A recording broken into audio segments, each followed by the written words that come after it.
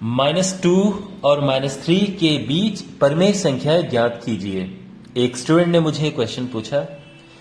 यह अलग बात है कि उसने क्वेश्चन में यह नहीं पूछा कि कितनी परमेय संख्या हमें ज्ञात करनी है। तो मैं आपको बताऊंगा इस वीडियो में कि इन दो संख्याओं के बीच में, इन दो संख्याओं के मध्य परमेय संख्या कैसे ज्ञात करें। चाहे 5 या 6 या 10 या 20 कितनी भी ज्ञात करनी हो तो कैसे ज्ञात करें। और इससे पहले कि हम इन संख्याओं के बीच की 5 परमेय संख्याएं या 10 परमेय संख्याएं ये सब ज्ञात करें, अगर आपके पास क्वेश्चन ऐसे आता है कि इन दो संख्याओं के मध्य, ठीक मध्य की परमेय संख्या ज्ञात करो या ठीक बीच की परमेय संख्या ज्ञात करो, तो कैसे होगा। तो -2 और -3 के ठीक बीच की परमेय संख्या,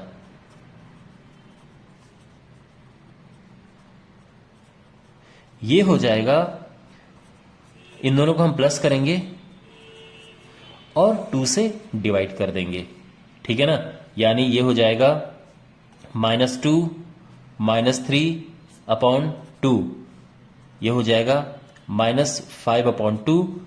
और ये आंसर है। अगर आपको पॉइंट में लिखना है तो -2.5 लिख सकते हैं, और भिन्न में लिखना है, फ्रैक्शन में लिखना है तो आप ऐसे भी लिख सकते हैं। ये दोनों इसके आंसर है।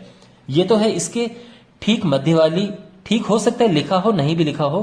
क्वेश्चन ऐसे भी आ सकता है कि -2 और -3 के बीच की परमेय संख्या, तो उस केस में यह आंसर आएगा। लेकिन अगर अब ऐसे पूछा हो कि 5 परमेय संख्या निकाले या 10 निकाले, तो उसके लिए अब आगे देखिए। देखो माय डियर, सबसे पहली बात तो यह है कि इसको करने के बहुत सारे मेथड्स हैं। मैं आपको सबसे पहले सबसे इजी मेथड बताता हूं, और ऐसा मेथड जो आप एग्जाम में भी बड़े आराम से कर सकें। ठीक है। तो यहां पे हमें ज्ञात करना है -2 और -3 के मध्य या के बीच। मान लो कि हमें 5 परमेय संख्याएं ज्ञात करनी है। ठीक है। वैसे 5 या 10 करनी हो कोई प्रॉब्लम नहीं है, मैं आपको तरीके बताऊंगा। 5 परमेय संख्याएं ज्ञात करना। ओके। पहला स्टेप ये है कि दोनों के नीचे 1 लगा दो।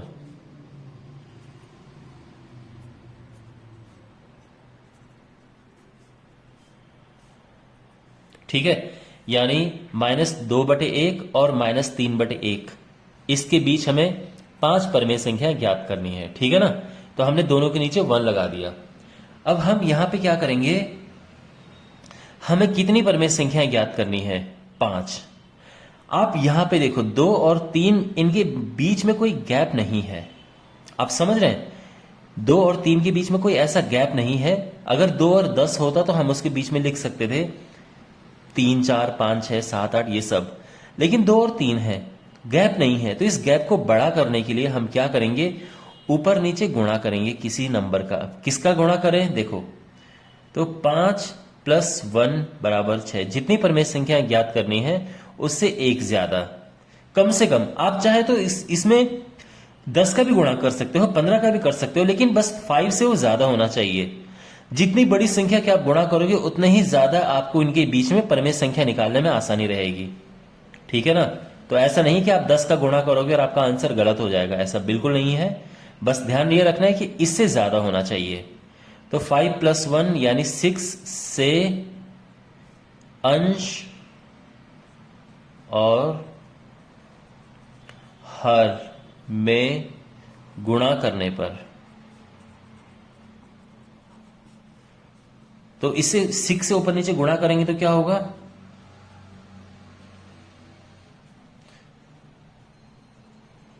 तो हमारे पास ऐसी सिचुएशन आ जाएगी। ठीक है ना। और इसके बीच हमें ज्ञात करनी है 5 परमेय संख्याएं।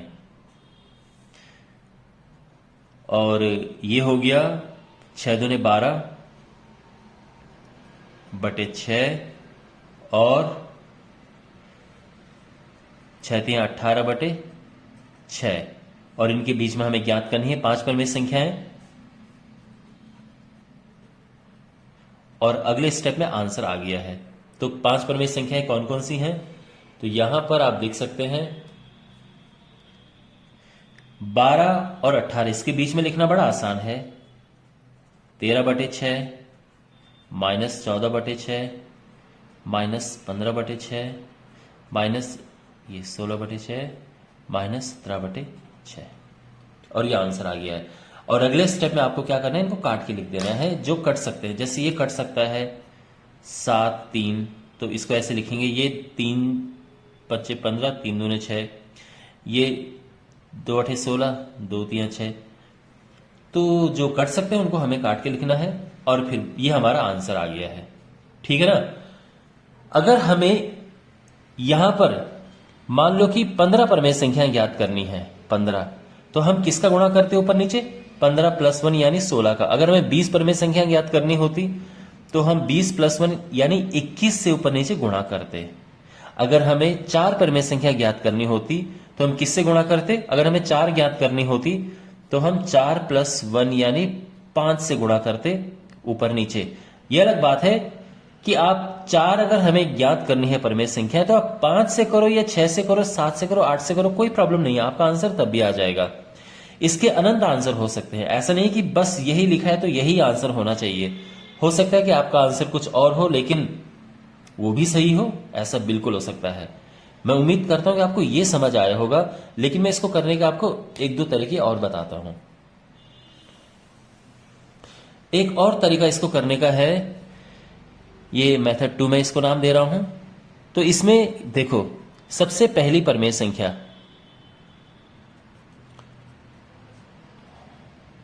पहली परमेय संख्या जो है इनके बीच में वो क्या निकलेगी, -2